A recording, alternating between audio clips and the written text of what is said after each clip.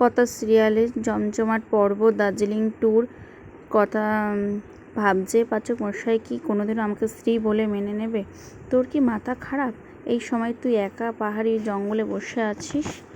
আপনি তো কোনো দিনও আমাকে নিজের স্ত্রী বলে মেনে নেবেন না। তাহলে আমাদের কিসের সম্পর্ক বলুন না? একদম চুপ।